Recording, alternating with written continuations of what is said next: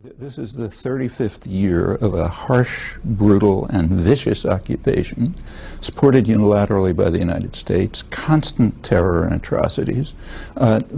Suppose Palestinians say, well, we're under terrorist attack for 35 years, therefore we have a right to carry out suicide bombings. Which is what they say. Do you accept this?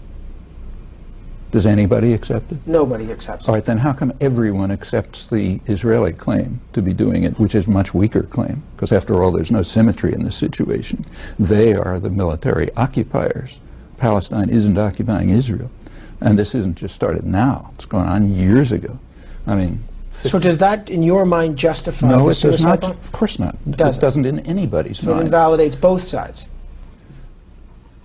Those who defend suicide bombing, and there are very few, don't have a leg to stand on.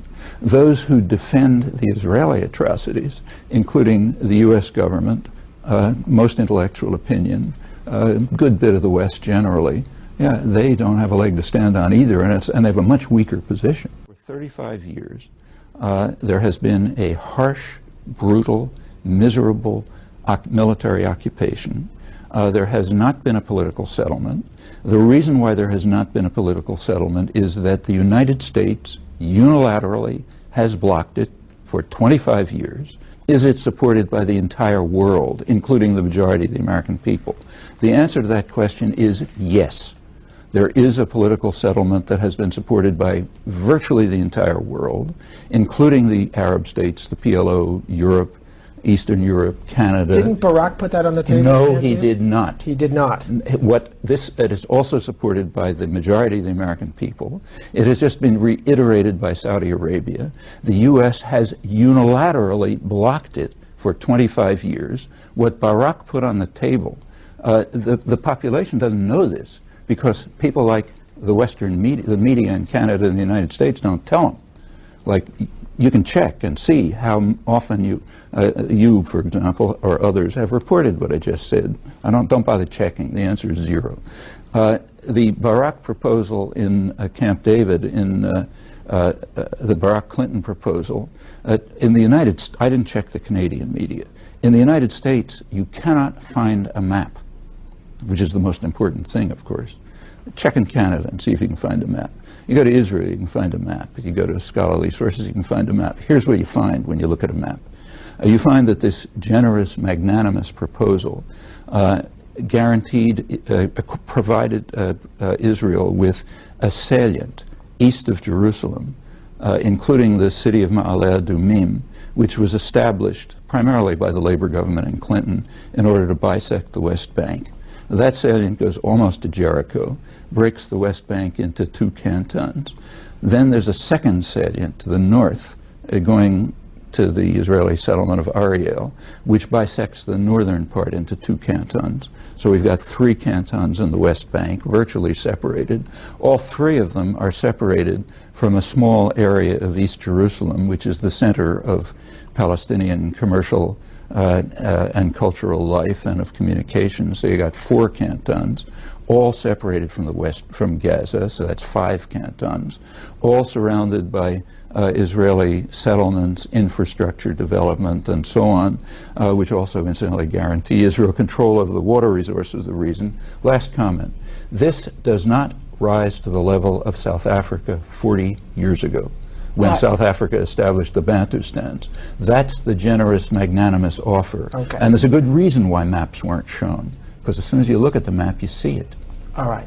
However, that's the characterization of it, but let me just say, Arafat didn't even bother putting a counter-proposal on the table. No, that's not true. They negotiated at Taba afterwards. That's not true. But I guess my question is, if they don't continue to negotiate, that's totally false. Not only is it false, but not a single participant in the meetings says it. That's a media fabrication. That Arafat didn't put a counter-proposal on the table? They had a proposal. They proposed the international consensus, which has been accepted by the entire world. the Arab states, the PLO, the majority of the American... Sorry, they proposed a settlement which is in accord with an overwhelming international consensus, my question is, if and you is don't blocked by the talk, United States. The problem that people look at now, the Middle East, is they say it's spun out of control. How do you get back to... First way we get back is by trying the experiment of minimal honesty. Okay, let's try that experiment.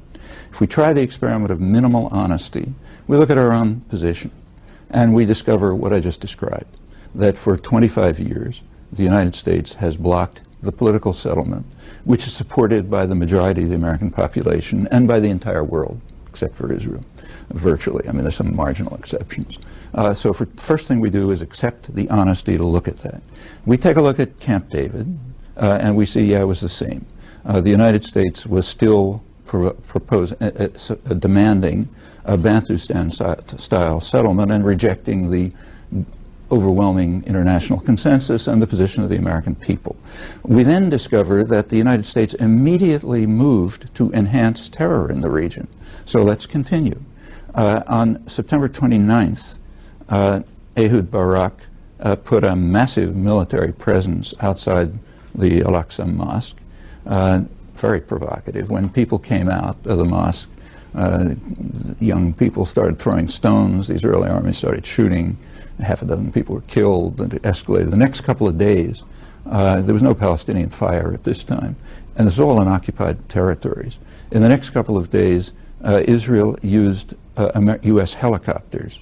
Israel produces no helicopters, uses U.S. helicopters to attack civilian complexes, killing about a dozen people and wounding several dozen. Clinton reacted to that on October 3rd by making the biggest deal in a decade to send Israel new military helicopters, which had just been used for the purpose I described, and of course would continue to be. The U.S. press cooperated with that by refusing to publish the story. To this day, they have not published the fact. It continued. When Bush came in, one of his first acts was to send Israel a new shipment of the most advanced military helicopters in the arsenal. That continues right up to a couple of weeks ago with new shipments. You take a look at the reports from, say, Jenin by British correspondents like Peter Beaumont in the London Observer. He says the worst atrocity there was the Apache helicopters buzzing around, destroying and demolishing everything. Yeah, this is enhancing terror. And we may easily continue. We can take, also, let me continue. On December 14th, the Security Council tried to pass a resolution calling for what everyone recognizes to be the obvious means for reducing terror, namely sending international monitors. That's a way of reducing terror. This happened to be in the middle of a quiet period, which lasted for about 3 weeks. The U.S. vetoed it. 10 days before that, there was a meeting at Geneva of the high contracting parties of the Fourth Geneva Convention, which has unanimously held for 35 years that it applies to Israel. The meeting condemned the Israeli settlements as illegal, condemned a list of atrocities, willful destruction of property, murder, trials, torture, and so on and so forth. Right, okay. What happened to that meeting? Oh, I'll tell you what happened to that meeting. The U.S. boycotted it. Therefore, the media refused to publish it. Therefore, no one here knows that the United States once again enhanced terror by refusing to recognize the applicability of conventions which make virtually everything the United States and the Israel are doing there a grave breach of the Geneva Conventions, which means a war crime. Just a minute. These conventions were established in 1949 in order to criminalize the atrocities of the Nazis in occupied territory. They are customary international law. The United States is obligated, as a high contracting party, to prosecute violations of those conventions. That means to prosecute its own leadership for the last 25 years.